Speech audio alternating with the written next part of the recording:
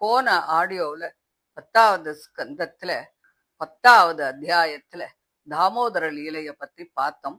இந்த 11வது அத்தியாயத்துல கோகுலத்திலேருந்து எல்லாரும் விருந்தாவனம் போறத பத்தி சொல்றார். கோகுலத்துல காலை நேரம் மாடுகளோட மணி ஓசை கேட்கறது. யமுனையின் நதியில அழகான தென்றல், சிறு குழந்தைகளினுடைய சிரிப்பு. அந்த அமைதிய திடீர்னு ஒரு பயங்கரமான சத்தம் கிழிச்சு எறியறது. 2 பெரிய அர்ஜுன மரங்கள் பூமியில கொத்தக்கட்டையில்னு விழருது. கோபர்கள் அப்படியே பயந்து ஓடி வந்தா. ஐயோ, இது என்ன சத்தம்? மின்னலா, புயலா? குழந்தைகள் எல்லாம் பாதுகாப்பா இருக்காளா? நந்தகோபர் மூச்சு திணறிண்டு அங்கே ஓடி வரார். அவர் கண்ட காட்சி அவரையே உரைய வச்சுடுத்து.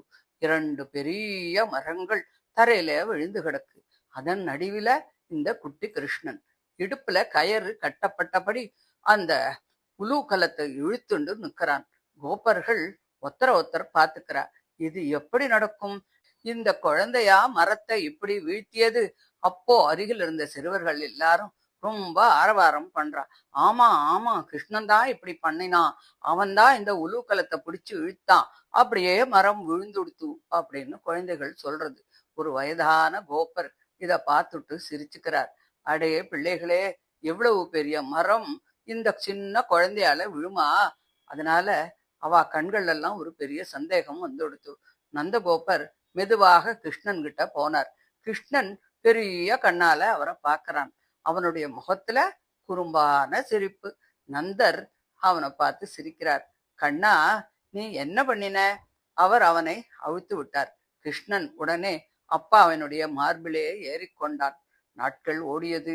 கோகுலம் முழுவதும் கிருஷ்ண சிரிப்பால் அப்படியே நிரம்பி இருந்தது. கோபிகைகள் வீட்டுக்கு வந்தவுடன் கண்ணா இங்கே வா அப்படின்னு கூப்பிடுவா. கிருஷ்ணன் ஓடி வந்து டான்ஸ் ஆடுவான். ஒரு கோபிகை கை தட்டுவா.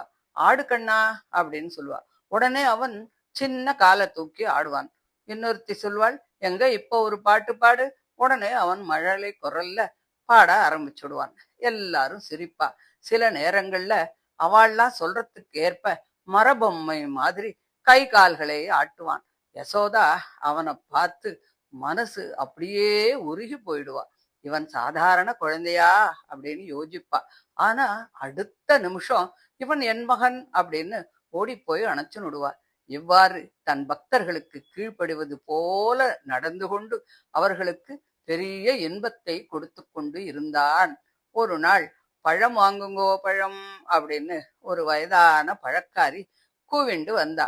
கிருஷ்ணன் கண்கள் பிரகாசமாக ஆயிடுத்து. அம்மா பழம்னு அந்த பழக்காரி சொல்ல உடனே கிருஷ்ணன் கிடுகிடுன்னு வீட்டுக்குள்ளே ஓடினான். சிறிய கையில கொஞ்சம் தானியத்தை எடுத்துட்டு ஓடி வரான். அந்த காலத்துல எல்லாம் ஒரு புடி அரிசி கொடுக்கறது, இல்ல ஒரு புடி நெல்லை கொடுக்கறது, கொடுத்து பழங்கள் எல்லாம் வாங்கிக்கிறது பழக்கம். ஆனா அவன் அப்படி ஓடி வரும்போது தானியங்கள்லாம் தரையில சிந்திண்டே வந்தது. குழந்தை ஓடி வரான் இல்லையா? பழக்காரி அவனை பார்த்தா. அவளுடைய இதயம் அப்படியே உருகி போச்சு. கிருஷ்ணன் கைய நீட்டுறான். பழம் தா அப்படின்னு கேட்கிறான். அவள் உடனே சிரிச்சுண்டு இதோ தரேன் கண்ணா அப்படின்னு அவனுடைய கைகள்ல பழங்களை அப்படியே நிரப்பறா. அடுத்த நிமிஷம் அவள் கூடை முழுவதும் ரத்தனங்களால் நிரம்பி போச்சு. அவள் அப்படியே நடுங்கி போயிட்டா. இவன் யாரு அப்படின்னு யோசிச்சா. கிருஷ்ணன் அங்கேருந்து சிரிச்சுண்டே ஓடி போயிட்டான். ஒரு நாள் மாலை நேரம் கிருஷ்ணனும் பலராமனும் மற்ற குழந்தைகளோட விளையாடிண்டு இருந்தா. யசோதா தூரத்திலேருந்து கூப்பிட்டா. கிருஷ்ணா. அவன் திரும்பி பார்க்கவே இல்லை. தாமரை கண்ணா. அப்பவும் திரும்பல. ரோஹிணியும் கூப்பிட்டா. ராமா சீக்கிரம் வா, உங்க அப்பா காத்துன்னு இருக்கார் அப்படின்னு சொல்றா. குழந்தைகள் அப்படியும் அவ விளையாட்டை விட்டு வரவே இல்லை. யசோதா அங்க வந்து கிருஷ்ணனை தூக்கிக்கிறா. எவ்வளவு நேரம் விளையாடுற? உனக்கு பசிக்கவே இல்லையா? பால் குடிக்கவா அப்படின்னு அவன் முகத்துல இருந்த தூசியை துடைக்கிறா. இன்னைக்கு உனக்கு ஜென்ம நட்சத்திரம், நீ குளிக்கணும், பிராமணர்களுக்கு பசு தானம் கொடுக்கணும் அப்படின்னு சொல்றா யசோத. இதை கேட்டு கிருஷ்ணன் சிரிச்சுக்கிறான். அவன் பரம்பொருள் அப்படிங்கிறத யாரும் தெரிஞ்சுக்கல. அவளுக்கு தெரிஞ்சது ஒன்னே ஒண்ணுதான், இவன் என் மகன் என்பது மட்டும்தான். அவளின் அன்பு அளவிட்டு சொல்ல முடியாத அன்பு. ஆனால் கோகுலத்துல பல அபசகுனங்கள் ஜாஸ்தியாயிட்டே இருந்தது. ஒரு இரவு நந்தர் மற்றும் பெரிய கோபர்களோடு கூடியிருந்தார். அப்போ உபநந்தன் சொல்றார், இது நல்ல இடமில்ல. முதல்ல பூதனா வந்தா, அப்புறம் சகடாசுரன் வந்தான், சுழல் காற்று அசுரன் வந்தான், இப்போ மரங்கள்லாம் விழருது. இப்படி தொடர்ந்து தொடர்ந்து அபாயங்கள்லாம் வந்துட்டே இருக்கு. எல்லாரும் அமைதியா இருந்தா. மறுபடியும் அவர் சொல்றார், அதனால நாம எல்லாரும் பிருந்தாவனத்துக்கு போயிடலாம். அங்க பசுமையான காடு, மாடுகள் மேய்ச்சலுக்கு நிறைய இடம் இருக்கு, யமுனையும் பக்கத்துல இருக்கு, குழந்தைகளுக்கு அந்த இடம் ரொம்ப பாதுகாப்பா இருக்கும் அப்படின்னு. நந்தர் உடனே சரின்னு தலையை அசைச்சார். எல்லாரும் சரி அப்படியே செய்யலாம் அப்படின்னு ஒத்துனுட்டா. அடுத்த நாளைக்கு கோகுலம் முழுவதும் ஒரே பரபரப்பு. மாடு வண்டிகள் எல்லாம் தயாராகுது. பெண்கள்லாம் பொருள்கள் எல்லாம் ஏத்திக்கிறா.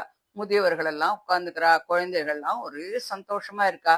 கொம்புகள்லாம் ஊதரா, இசைக்கருவிகள்லாம் முழங்குறது. கோபிகைகள் ரதங்கள்ல அமர்ந்துக்கிறா. கண்ணன் லீலை கண்ணன் லீலைன்னு பாட்டு பாடுறா. யசோதாவும் ரோஹிணியும் ஒரே வண்டியில உட்காந்துக்கிறா. நடுப்புற கிருஷ்ணன் உட்கார்ந்துருக்கான், பக்கத்துல பலராமன். ரெண்டு பேரும் சிரிச்சுட்டே வண்டியில போறா. பிருந்தாவனம் வந்துடுத்து. எங்கும் ஒரே பசுமையா இருக்கு. யமுனையின் நீல ஜலம், கோவர்தன மலையினுடைய அமைதி, மயில்களினுடைய நடனம். கிருஷ்ணன் கண்ணை அப்படியே விரிச்சு பார்க்கறான். அண்ணா பாரு. பலராமன் சிரிக்கிறான். இது நமக்கான இடம். அங்கேயே அவள்லாம் குடியிருப்ப அமைச்சுக்கிறா. காலம் இப்படி போச்சு. கிருஷ்ணனும் பலராமனும் மாடு கன்றுகளை மேய்க்க தொடங்கினான். கோபச் சிறுவர்களோடு யமுனை கரையில விளையாடுறான். கிருஷ்ணன் புல்லாங்குழல வாசிக்கிறான். பலராமன் ஒரு காளை மாதிரி நடிக்கிறான். சிறுவர்கள் எல்லாம் சிரிக்கிறார். ஒருவன் குரங்கு போல அங்கேயும் இங்கேயும் தாவறான். இன்னொத்தன் மாடு மாதிரி சத்தம் போடுறான். இப்படி அனைவரும் அங்கேயே ஒரே ஆனந்தத்துல மூழ்கி இருந்தா. ஒரு நாள் யமுனை கரையிலே கன்றுகளை மேய்ச்சென்றிருக்கும் போது கம்சன் அனுப்பிய ஒரு அசுரன் ஒரு கண்ணுக்குட்டி வடிவத்துல அந்த கண்ணுக்குட்டி கூட்டத்துல கலந்துட்டான். கிருஷ்ணன் அவனை பார்த்துட்டான். அவன் மெதுவா பலராமன் கிட்ட சொல்றான், அண்ணா பாத்தையா அப்படின்னா. பலராமன் கண்களை இப்படி சுருக்கி பார்க்கறான். அவன் அசுரன். கிருஷ்ணன் சிரிக்கிறான். அவன் மெதுவா அசுரன் கிட்ட போறான். திடீர்னு அந்த கண்ணுக்குட்டியோட காலையும் வாலையும் பிடிச்சான். ஒரு சுத்து சுத்தினான். விழா மரத்தின் மீது தூக்கி எறிஞ்சான்.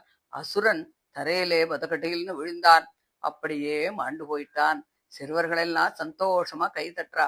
கண்ணா வெற்றி வெற்றின்னு மகிழ்ச்சி கூச்சல் போடுறா. ஆகாசத்திலிருந்து தேவர்கள் மலர் மாறி பொழியறா. இன்னொரு நாளைக்கு சிறுவர்கள் கன்றுகளுக்கெல்லாம் தண்ணி குடிக்க கொண்டு போறா. அப்போ ஒரு பெரிய கொக்குருவிய பாக்குறா. அது ஒரு பெரிய மலை போல இருந்தது. ஒரு சிறுவன் அதை பார்த்து நடுங்கிட்டான். அது என்ன? பலராமன் புரிஞ்சுனுட்டான். அவன் ஒரு அசுரன். அவன்தான் பகாசுரன். திடீர்னு அவன் ஓடி வந்து கிருஷ்ணனை முழுங்கிட்டான். கிருஷ்ணா அப்படின்னு சொல்லி சிறுவர்கள் எல்லாம் அலறா. பலராமன் அதை பார்த்துட்டு என்ன பண்றதுன்னு தெரியாம அப்படியே உறைஞ்சு போயிட்டான். உலகமே நின்னு போன மாதிரி ஆயிடுத்து. ஆனா அடுத்த நிமிஷம் என்ன ஆச்சு? பகாசுரன் வேதனையில ஐயோ ஐயோன்னு அலறினான். அவன் தொண்டை அப்படியே எரியறது. கிருஷ்ணன் அக்னியை போல அவனுக்கு உள்ளே ஜொலிக்கிறான். தாங்க முடியாம பகாசுரன் கிருஷ்ணனை வெளியே துப்பிடுறான். கோபத்துல மறுபடியும் தாக்குறான். கிருஷ்ணன் அவனுடைய அலக பிடிச்சான்.